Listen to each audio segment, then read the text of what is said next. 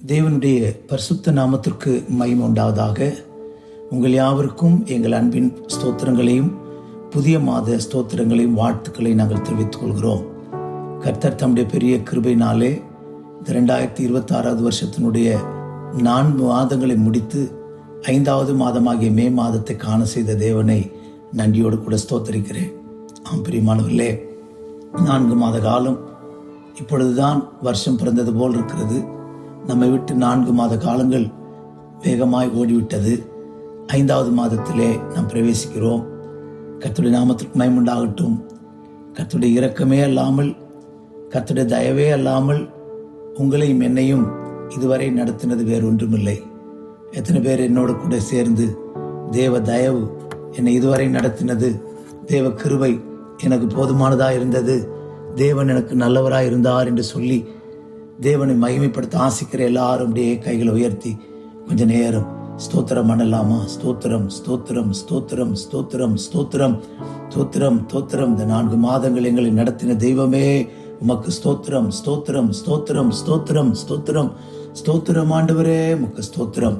கர்த்தருக்கு ஸ்தோத்திரம். இந்த 5வது மாதத்திலேயும் மே மாதத்திலேயும் நமக்கு வாக்குத்தத்தமாக 2 ராஜாக்களின் புஸ்தகம் 19ஆம் அதிகாரம் 20ஆம் வசனத்தை நாம் தியானிக்கலாம். 2 Kings chapter 19 verse 20. அப்பொழுது ஆமோத்தின் குமாரனாகிய ஏசாயா எசேக்கியாவுக்கு சொல்லி அனுப்பினது, இஸ்ரவேலின் தேவனாகிய கர்த்தர் உரைக்கிறது என்னவென்றால், அசிரிய ராஜாவாகிய சனகரிப்பின் நிமித்தம் நீ என்னை நோக்கி பண்ணின விண்ணப்பத்தை கேட்டேன். கர்த்தருக்கு ஸ்தோத்திரம். அசிரிய ராஜாவாகிய சனகரிப்பின் நிமித்தம் நீ என்னை நோக்கி பண்ணின விண்ணப்பத்தை கேட்டேன். கர்த்தருக்கு ஸ்தோத்திரம். இந்த மாதம் உன் விண்ணப்பத்தை கேட்டேன் என்று கர்த்தர் சொல்லுகிறார். கர்த்தருடைய நாமத்திற்கு மகிமை உண்டாகட்டும். பிரியமானவர்களே, நம்முடைய ஜெபத்தை கேட்கிற, நம்முடைய விண்ணப்பத்தை கேட்கிற ஒரு நல்ல கர்த்தர் உங்களுக்கும் எனக்கும் இருக்கிறார். ஆனபடினாலே கொஞ்ச நேரம் கர்த்தரை ஸ்தோத்திரம் பண்ணலாமா? தேவனுக்கு துதி பலிகளை செலுத்துவது இல்லாமல் வேற ஒன்றுமே நம்மிடத்தில் இல்லை. கர்த்தருக்கு ஸ்தோத்திரம். உன் விண்ணப்பத்தை கேட்டேன். அசீரிய ராஜாவாகிய சனகரிப்பின் நிமித்தம் நீ பண்ணின உன் விண்ணப்பத்தை கேட்டேன். கர்த்தருடைய நாமத்திற்கு மகிமை உண்டாகட்டும்.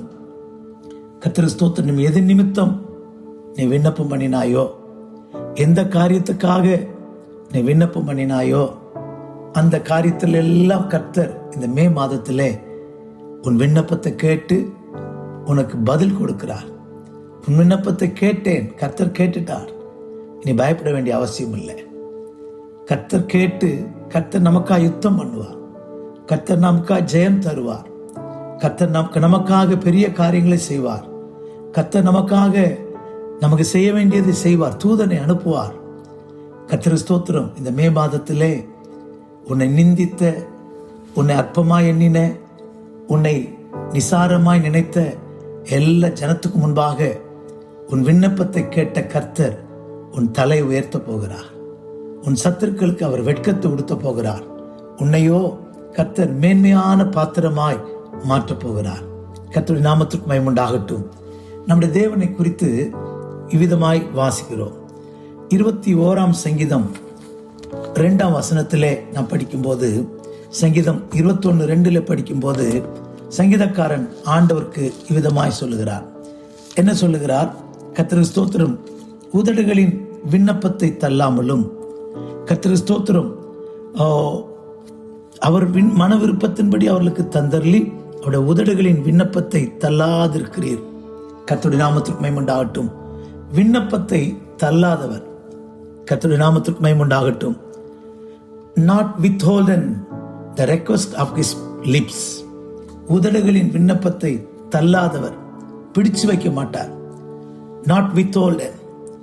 இன்னொரு இடத்திலே 69ஆம் சங்கீதத்திலே 33வது வசனத்திலே சங்கீதக்காரன் சொல்லும்போது 69:33 Psalms, கர்த்தர் எளியவர்களின் விண்ணப்பத்தை கேட்கிறார், கட்டுண்டவர்களை அவர் புறக்கணியார்.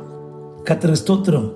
Not despise, not despise, not withholden the request of his lips, not despise the poor's request. கர்த்தருக்கு ஸ்தோத்திரம். இன்னும் 102ஆம் சங்கீதத்திலே படிக்கும்போது சங்கீதக்காரன் இன்னும் ஒரு வார்த்தையை சொல்கிறார். 102ஆம் சங்கீதம் தமிழிலே 16வது வசனம், ஆங்கிலத்திலே 17வது வசனம். கர்த்தருடைய நாமத்திற்கு மகிமை உண்டாகட்டும். 102:17 கர்த்தருக்கு ஸ்தோத்திரம். அங்கே சங்கீதக்காரன் விதமாய் சொல்லுகிறார், பிரைஸ் தி லார்ட், ஸ்தோத்திரம். 102ஆம் சங்கீதத்திலே கர்த்தருக்கு ஸ்தோத்திரம் 16வது வசனம். திக்கற்றவருடைய ஜெபத்தை அலட்சியம் பண்ணாமலும் அவர் விண்ணப்பத்தை அங்கீகரிப்பார். கர்த்தருக்கு ஸ்தோத்திரம். Not reject, not withholden, not despise, not rejected. கர்த்தருக்கு ஸ்தோத்திரம். கர்த்தர் அலட்சியம் பண்ண மாட்டார், புறக்கணிக்க மாட்டார். He accepted. கர்த்தருக்கு ஸ்தோத்திரம். நம்முடைய விண்ணப்பத்தை கேட்கிறவர், நம்முடைய விண்ணப்பத்தை தள்ளாதவர், நம்முடைய விண்ணப்பத்தை அங்கீகரிக்கிறவர். எத்தனை ஆச்சரியமான பெயர்கள் எல்லாம் சங்கீதக்காரன் சொல்லுகிறார். எனக்கு அருமையானவர்களே, இந்த மே மாதத்திலே கர்த்தர் சொல்றார், உன் விண்ணப்பத்தை சனகரிப்பின் நிமித்தம், அசிரிய ராஜாவாகிய சனகரிப்பின் நிமித்தம் நீ செய்த விண்ணப்பத்தை கேட்டேன். உன் பிரச்சனை நிமித்தம், உன் பாடுகளின் நிமித்தம், உன் தேவைகளின் நிமித்தம், உன் எதிராளியின் நிமித்தம் நீ செய்த எல்லா விண்ணப்பத்தையும் நான் கேட்டேன் என்று கர்த்தர் சொல்லுகிறார். கர்த்தருடைய நாமத்திற்கு மகிமை உண்டாகட்டும். நம்முடைய விண்ணப்பத்தை not withhold the request of his lips, உதடுகளின் விண்ணப்பத்தை தள்ளாதவர், பிடித்து வைக்காதவர். கர்த்தருக்கு ஸ்தோத்திரம். விண்ணப்பத்தை அலட்சியம் பண்ணாதவர், not despise. கர்த்தருக்கு ஸ்தோத்திரம். நம்முடைய விண்ணப்பத்தை புறக்கணியாதவர், reject not our request. What a wonderful God we have. இந்த மே மாதத்திலே என் விண்ணப்பத்தை கேட்கிறவரே என்று நாம் அவரை கூப்பிடுவோம். சங்கீதக்காரனும் இப்படிதான் சொல்லுகிறான், பாட்டுக்காரனும் இப்படிதான் சொல்லுகிறான். விண்ணப்பத்தை கேட்பவரே, என் கண்ணீரை காண்பவரே, ஜெயம் தருபவரே, ஸ்தோத்திரம் ஏசையா. எங்கள் விண்ணப்பத்தை கேட்பவரே, எங்கள் கண்ணீரை காண்பவரே, சுகம் தருபவரே, ஸ்தோத்திரம் ஏசையா, ஸ்தோத்திரம் ஏசையா. கர்த்தருடைய நாமத்திற்கு மகிமை உண்டாகட்டும். பாட்டுக்காரன் கூட அதிகமாக அழகாய் பாடுகிறான். விண்ணப்பத்தை கேட்பவரே, மாம்சமான யாவருடைய ஜெபத்தை கேட்பவரே, என் உதடுகளின் விண்ணப்பத்தை தள்ளாதவரே. அப்படியே கர்த்தரை துதிக்கணும் போல இருக்கு. இந்த மாதம் கர்த்தர் உங்களுக்கு எனக்கும் வாக்கு பண்ணுகிறார், உன் விண்ணப்பத்தை எல்லாம் நான் கேட்டிருக்கிறேன். இதன் நிமித்தமா நீ செய்த விண்ணப்பத்தை எல்லாம் நான் கேட்டிருக்கிறேன். கர்த்தருக்கு ஸ்தோத்திரம். ஒரு 3 பேரை குறித்து, விண்ணப்பம் கேட்கப்பட்ட ஒரு 3 பேரை குறித்து நாம் இன்றைக்கு செய்தியிலே தியானிக்கலாம். முதலாவது எசேக்கியா ராஜா. கர்த்தருக்கு ஸ்தோத்திரம். நான் வாசித்தது போல, சனகரிப்பின் நிமித்தம் நீ செய்த விண்ணப்பத்தை நான் கேட்டேன். கர்த்தருக்கு ஸ்தோத்திரம். அசீரிய ராஜாவாகிய சனகரிப்பின் நிமித்தம் நீ என்னை நோக்கி பண்ணின விண்ணப்பத்தை கேட்டேன். கர்த்தருக்கு ஸ்தோத்திரம். ஆம் பிரியமானவர்களே, இந்த 19ஆம் அதிகாரத்திலே தேவன் சனகரிப்பின் நிமித்தம் செய்த விண்ணப்பம் என்று சொல்லப்பட்டிருக்கு. இந்த 18ஆம் அதிகாரம் படிக்கும்போது இந்த சனகரிப்பின் கர்த்தருக்கு ஸ்தோத்திர தலைவன் ரப்சாக்கே அவன் சொல்லுகிற வார்த்தையில் வேதனையும் துக்கமும் உள்ளதான வார்த்தைகளா இருக்கிறது. எசேக்கியா, உங்களை என் கைக்கு தப்பி வைக்க முடியுமா? எசேக்கியா, உங்களை வஞ்சியாதபடி பாருங்கள், கர்த்தர் நம்மை நிச்சயமாய் தப்புவிப்பார். இந்த நகரம் அசிரிய ராஜாவின் கையில் ஒப்பு கொடுக்கப்படுவதில்லை என்று எசேக்கியா உங்களுக்கு சொன்னாலும் நீங்க நம்பாதீர்கள். கர்த்தருக்கு ஸ்தோத்திரம். கர்த்தர் நம்மை தப்புவிப்பார். உங்களை போதனை செய்ய எசேக்கியாவுக்கு செவி கூடாதிருங்கள். இதெல்லாம் சொல்லிட்டு அவன் சொல்றான். கர்த்தருக்கு ஸ்தோத்திரம். 18ஆம் அதிகாரத்திலே 34வது வசனத்திலே, ஆமாத் அர்பாத் பட்டணங்களின் தேவர்கள் எங்கே? செப்பாவாமி, ஏனா, ஈவாத் பட்டணங்களின் தேவர்கள் எங்கே? அவர்கள் சமாரியாவை என் கைக்கு தப்பித்ததுண்டோ? கர்த்தர் எருசலேமை என் கைக்கு தப்பிப்பார் என்று அந்த தேசங்களுடைய எல்லா தேவர்களுக்கும் நாங்கள் எங்கள் தேசத்தை எங்கள் கைக்கு தப்புவித்தவர் யார் என்கிறார். என்று சொன்னான். கர்த்தர் ஸ்தோத்திரம். ஆனால் தேவனே பரீட்சை பார்க்கிறார், தேவனையே அவன் நிந்திக்கிறான். கர்த்தருக்கு ஸ்தோத்திரம். இஸ்ரவேலின் தேவனையே அவன் நிந்திக்கிறான். எசேக்கியா என்ன ஜெபித்தான் தெரியுமா? 2 ராஜாக்கள் 19 வாசிக்கும் போது, எங்கள் தேவனாய் கர்த்தாவே, நீர் ஒருவரே தேவனாய கர்த்தர் என்று பூமியின் ராஜ்யம் எல்லாம் அறியும்படிக்கு எங்களை அவன் கைக்கு நீங்களாக்கி ரட்சியும் என்று விண்ணப்பம் பண்ணினான். எங்களை அவன் கைக்கு நீங்களாக்கி ரட்சியும். அசிரிய ராஜாக்கள் அந்த ஜாதிகளை அவர்கள் தேசத்தையும் நாசமாக்கி அவர்கள் தேவர்களை நெருப்பினாலே போட்டு விட்டது மெய்தான். அவர்கள் தேவர்கள் அல்லவே, மனுஷர் கைவியான மரமும் கல்லும் தானே. ஆனால் நீர் ஒருவரே தேவன் என்பதை ஆண்டவரே நீர் காண்பியும், நீ நிரூபியும் ஆண்டவரே என்று விண்ணப்பம் பண்ணினான். ஆண்டவர் அவனுக்கு சொல்லுகிறார், கர்த்தர் ஸ்தோத்திரம், சனகரிப்பின் நிமித்தம் நீ என்னை நோக்கி பண்ணின எல்லா விண்ணப்பத்தை நான் கேட்டேன். கர்த்தர் ஸ்தோத்திரம், விண்ணப்பத்தை கேட்டேன். அவன் எருசலேமின் மேல் கை போடுவதில்லை. கர்த்தருடைய நாமத்திற்கு மகிமை உண்டாகட்டும். அம்பு எய்வதில்லை. எனக்கு அருமையானவர்களே, சனகரிப்பின் நிமித்தம், அசீரிய ராஜாவாகிய சனகரிப்பின் நிமித்தம் எசேக்கியா ராஜாவுக்கு ஒரு பெரிய நிர்பந்தம். கர்த்தர் ஸ்தோத்திரம், அசிங்கமான கெட்ட வார்த்தைகள் எல்லாம் பேசுகிறார். கர்த்தர் ஸ்தோத்திரம், அசீரிய பாஷையிலே பேசும் என்று கேட்ட போதும், யூத பாஷையிலே பேசாதரும் என்று சொன்ன போதும், அவன் அப்படியல்ல, யூத பாஷையிலே பேசுவேன் என்று பயங்கரமாய் கொக்கரித்தான். சனகரிப் அசிரியாவின் பலன் கைக்கு தப்புவிக்க ஒருவர் உண்டோ? தெய்வத்துக்கு விரோதமாய் சவால் விட்டான். கர்த்தருடைய நாமத்திற்கு மகிமை உண்டாகட்டும். நடந்தது என்ன? எசேக்கியா ஜனங்களை பார்த்து சொன்னான், நீங்கள் மௌனமாயிருங்கள், நீங்கள் மௌனமாயிருங்கள். கர்த்தர் ஸ்தோத்திரம்.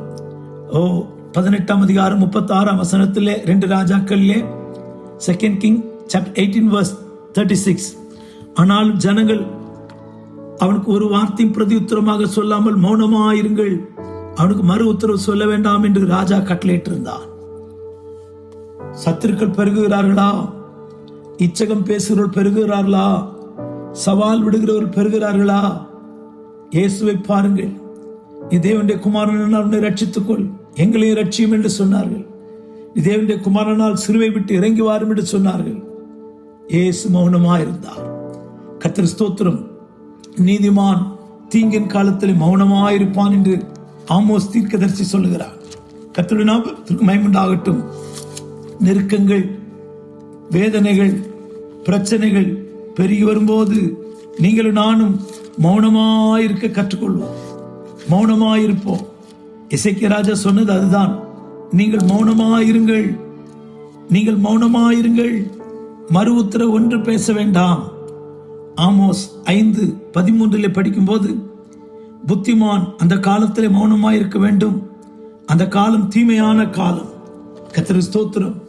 தீமையான காலங்கள், நெருக்கம் நிறைந்த காலங்கள். 2 ராஜாக்கள் 19ஆம் அதிகாரம் 3வது வசனத்திலே எசேக்கியா சொல்லுகிறதை பாருங்கள். இந்த நாள் நெருக்கமும் கண்டிதமும் தூஷணமும் அனுபவிக்கிற நாள். நெருக்கம், கண்டிதம், தூஷணம். சத்துருக்கள் உங்கள் பேரிலே தூஷிக்கிறார்களா? சத்துருவால் நெருக்கப்படுகிறீர்களா? நீங்கள் மௌனமாயிருங்கள், விண்ணப்பம் பண்ணுங்கள். 2வதாக தீர்க்கதரிசி செய்தது என்ன? அரண்மனை விசாரிப்புக்கான எலியாக்கியமையும் சம்பிரதியாகிய செப்னாவையும் ஆசாரியையும் மூப்பரையும் ஆமோத்தின் குமாரனாகிய ஏசாயா என்னும் தீர்க்கதரிசனத்திற்கு ரட்டுடுத்தினவர்களாய் அனுப்பி ஜெபிக்க கேட்டுக்கொண்டார். தீர்க்கதரிசனத்திலே தன் பிரச்சனையை சொல்லி ஜெபிக்க கேட்டுக்கொண்டான். கர்த்தருடைய நாமத்திற்கு மகிமை உண்டாகட்டும். நாம் ஜெபிக்கிற மனுஷராய் மாறுவோம். ஆலயத்துக்குள்ளே ரட்டுடுத்தி போனான், மௌனமாயிருந்தான், ரட்டுடுத்தி போனான், ஜெபிக்கிறவர்களை தேடினான். கர்த்தர் ஸ்தோத்திரம். இப்பொழுது பதில் என்ன? கர்த்தர் சொல்ற வார்த்தை என்ன? அசீரிய ராஜாவாகிய சனகரிப்பின் நிமித்தம் நீ என்னை நோக்கி பண்ணின விண்ணப்பத்தை கேட்டே. உன் பிரச்சனைகளின் மத்தியிலே, போராட்டத்தின் மத்தியிலே, பாடுகளின் மத்தியிலே, நெருக்கத்தின் மத்தியிலே, தீங்கின் காலத்திலே நீ பேசாதபடிக்கு வாயை காத்துக்கொண்டு ரட்டுடுத்தி சாம்பலிலிருந்து உபவாசித்து ஆலயத்துக்குள்ளே போய் நீங்களும் நானும் கர்த்தரை நோக்கி ஜெபிக்கிற தீர்க்கதரிசிகளோடு கூட இணைந்து ஜெபிப்போமானால் நம்முடைய விண்ணப்பத்தை கர்த்தர் கேட்கிறவராக இருக்கிறார். எசேக்கியாவின் விண்ணப்பத்தை கேட்ட கர்த்தர் இன்றைக்கு இந்த மே மாதம் உங்களையும் என்னையும் பார்த்து தீர்க்க தரிசனமாய் சொல்லுகிறார், உன் விண்ணப்பத்தையும் நான் கேட்டேன், என்னை நோக்கி பண்ணின விண்ணப்பத்தை கேட்டேன். ஓ, கர்த்தர் விண்ணப்பத்தை கேட்டு உனக்கு பதில் கொடுக்கிற மாதமாய் இந்த மே மாதத்தை கர்த்தர் உங்களுக்கு எனக்கும் மாற்றி தந்திருக்கிறார். விசுவாசிப்போமாக, நம்புவோமாக.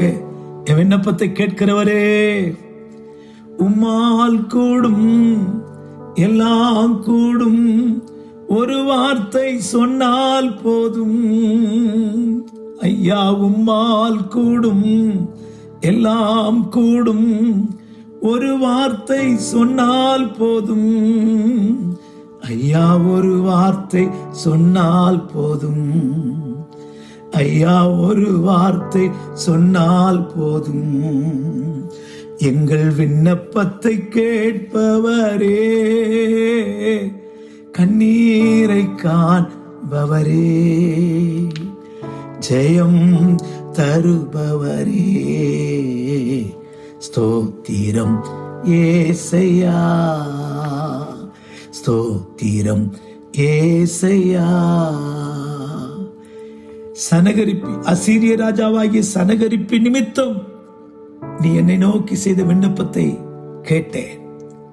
அதே கர்த்தர் மாற்றி சொல்லுகிறார், உன்னோடு போராடுகிறவள் நிமித்தம், உன்னை தூஷிக்கிறவள் நிமித்தம், உன்னை நிந்திக்கிறவள் நிமித்தம், உன்னை அற்பமாய் எண்ணியவளுடைய நிமித்தம், சுடபலாங்கராதனாயிரியா, என்னை நோக்கி பண்ணின விண்ணப்பத்தை நான் கேட்டேன் மகனே, நான் கேட்டேன் மகளே.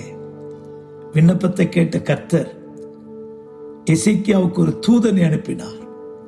கர்த்தருடைய நாமத்திற்கு மகிமை உண்டாகட்டும். கொக்கரித்தவர்கள் எல்லாம் விழுந்து போனார்கள். கொக்கரித்தவர்கள் எல்லாம் ஒன்றுமில்லாமல் போனார்கள். கர்த்தர் ஸ்தோத்திரம். 2 ராஜாக்கள் 19ஆம் அதிகாரம் 35வது வசனத்திலே அந்த ராத்திரியிலே சம்பவித்தது என்னவென்றால், கர்த்தருடைய தூதன் புறப்பட்ட அசிரியரின் பாளையத்தில் 185,000 பேரை சங்கரித்தார். அதிகாலமே எழுந்திருக்கும் போது இதோ அவர்கள் எல்லாரும் செத்த பிரேதங்களாய் கிடந்தார்கள். கர்த்தருக்கு ஸ்தோத்திரம். உனக்கு விரோதமாய் கொக்கரிக்கிற, உனக்கு விரோதமாய் எழும்புகிற, உன்னை நிந்திக்கிற, உன்னை தூஷிக்கிற, உன்னை கண்டிதத்தினாலே நிரப்புகிற, கர்த்தருக்கு ஸ்தோத்திரம், தூஷணத்தினாலே அனுபவிக்கிற நெருக்கத்தினாலே நிரப்பப்பட்டவர்கள் எல்லாரும், உன்னை நெருக்கினவர்களும் தூஷித்தவர்களும் கண்டிதனத்தினால் நிரப்பினவர்களும் உனக்கு முன்பாய் தோற்று போவார்கள். உன் விண்ணப்பத்தை கேட்ட கர்த்தர் பரத்திலிருந்து உனக்கு ஒரு தூதனை அனுப்பி உனக்கு சகாயம் செய்ய காத்திருக்கிறார். விசுவாசிப்போம். விண்ணப்பத்தை கேட்கிற கர்த்தரை நான் ஆராதிக்கிறேன். விண்ணப்பத்தை கேட்கிற தேவனை நான் தொழுது கொள்கிறேன்.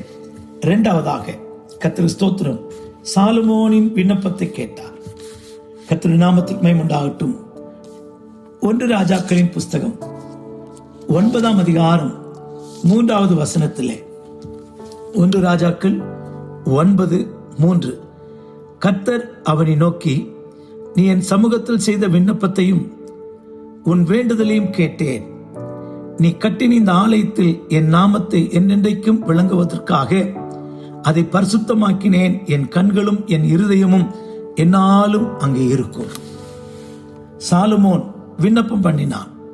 சாலமோன் கர்த்தருடைய ஆலயத்தையும் ராஜ அரண்மனையும் தான் செய்ய வேண்டும் என்று விரும்பின எல்லாவற்றையும் கட்டி முடித்த பின்பு கர்த்தர் கிபியோவிலே சாலமோனுக்கு தரிசனமானது போல 2ஆம் தரமும் அவனுக்கு தரிசனமானார். கர்த்தர் 2ஆம் தரம் தரிசனமாகி ஆண்டவர் சொல்லுகிறார், நீ செய்த என் சமூகத்தில் செய்த விண்ணப்பத்தையும் வேண்டுதலையும் கேட்டேன். நீ கட்டின இந்த ஆலயத்தில் என் கண்களும் இருதயம் என்னாலும் இருக்கும். ஆலயத்திற்காக முதலாவது சத்துருக்காக, எதிராளிக்காக ஜெபித்தான் எசேக்கியா. இங்க ஒரு ஆலயத்தை கட்டி, ஆண்டவரே நீ இதுல வாசம் பண்ணணும். நீங்க வீட்டுல போய் 1 ராஜாக்கள் 6ஆம் அதிகாரம் வாசித்து பாருங்க. கர்த்தர் ஸ்தோத்திரம் 6ஆம் அதிகாரம் 7ஆம் அதிகாரம் வாசித்து பாருங்க. அவன் ஆலயத்தை கட்டி ஆண்டவரே இதுல தங்கி இருக்கணும். ஒரு பாவியான மனுஷன் பாவம் செய்து உணர்ந்து ஜெபிக்கும் போது அவன் விண்ணப்பத்தை கேட்டு பதில் கொடுக்கணும். தேசத்துல பஞ்சம் வரும்போது ஜனங்கள் தங்களுடைய பாவத்தை அக்கிரமத்தை உணர்ந்தும் இடத்துல வந்து அழுது ஜெபித்தால் விண்ணப்பத்தை கேட்கணும். ஆண்டவரே யுத்தம் வரும்போது யுத்தத்துக்கு போகிற ஜனங்கள் ஆலயத்தில் வந்து ஜெபித்துட்டு போனா அவர்களுக்கு ஜெயம் தரணும். நிறைய காரியங்களுக்காக சொல்லுகிறார். கர்த்தர் சொல்றார், சாலமோனே தரிசனத்தில் பேசுகிறார். சாலமோனே, இந்த ஆலயத்துக்காக செய்த விண்ணப்பத்தை கேட்டேன், உன் வேண்டுதலை கேட்டேன். இந்த ஆலயத்தில் என் கண்களும் என் செவிகளும் என்னாலும் இருக்கும். எவ்வளவு பெரிய பாக்கியம், எவ்வளவு பெரிய பாக்கியம். கர்த்தர் ஸ்தோத்திரம். இந்த சத்துருக்காக யுத்தம் வருகிறதா, போராட்டம் வருகிறதா, யுத்தத்தின் நிமித்தம், பிரச்சனை நிமித்தம் கர்த்தரை நோக்கி விண்ணப்பம் பண்ணு.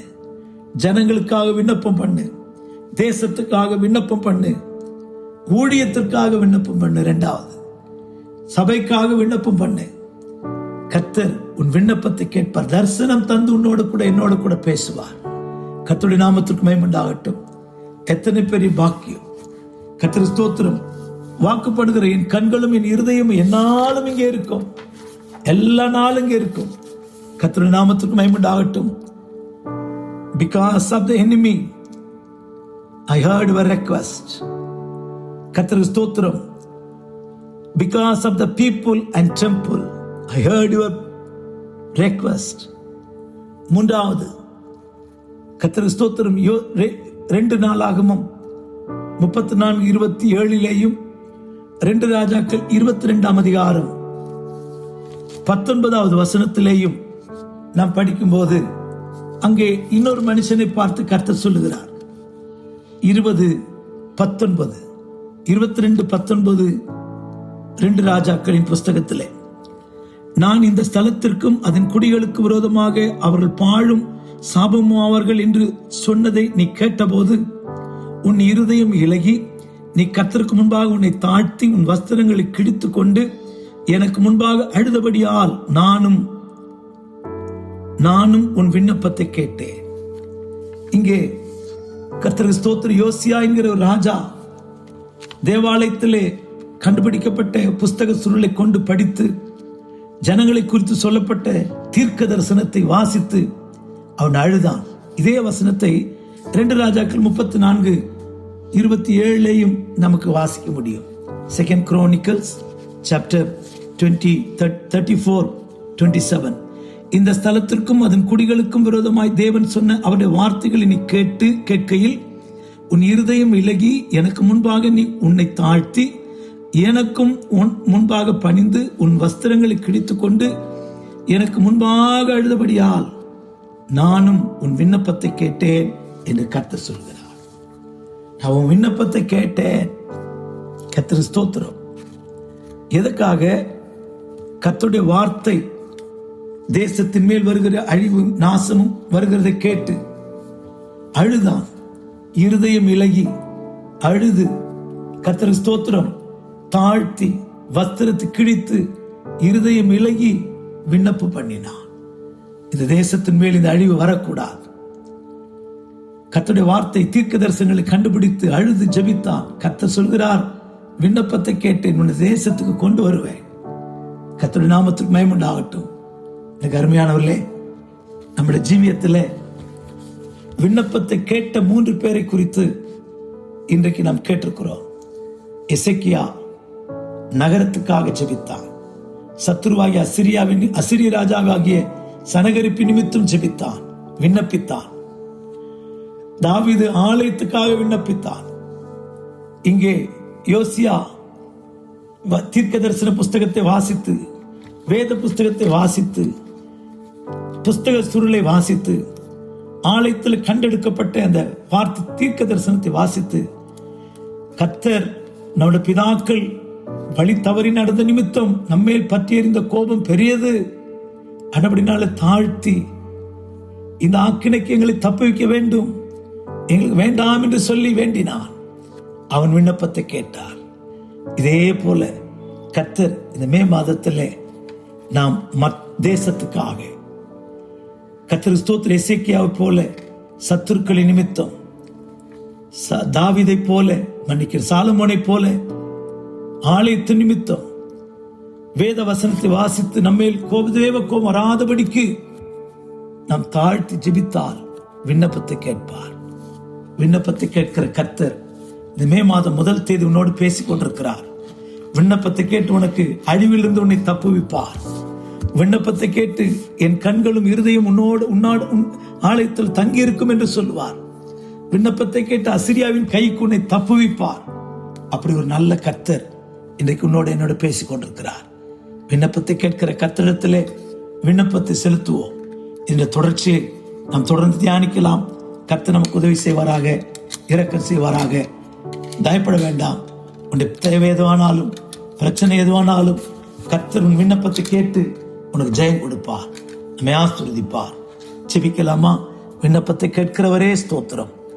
4 மாதம் காத்து 5ஆம் மாதத்தில் எங்களை கொண்டு வந்து உன் விண்ணப்பத்தை கேட்டேன், என் சமூகத்தில் பண்ணின விண்ணப்பத்தை கேட்டேன் என்று நீ தைரியமாய் சொல்லுகிறதுக்காய் ஸ்தோத்திரம்.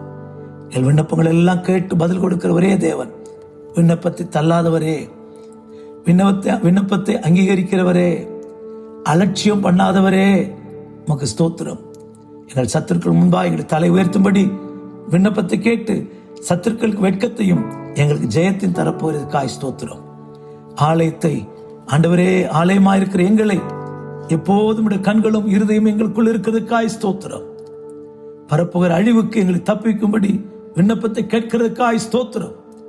எல்லாவற்றையும் எங்களுக்கு அனுக்கிரகம் செய்யும், ஆசீர்வதியும். இந்த மாதம் விண்ணப்பத்தை கேட்கிற, எங்கள் ஜெபத்தை கேட்கிற மாதமாய் மாற்றி எல்லா ஜெபங்களுக்கு பதில் பெற்று நாமத்தை நான் மகிமைப்படுத்த எங்களுக்கு உதவி செய்யும். இயேசு நாமத்தில் பிதாவே, ஆமென், ஆமென். கர்த்தர் உங்களை ஆசீர்வதிப்பாராக. Praise the Lord.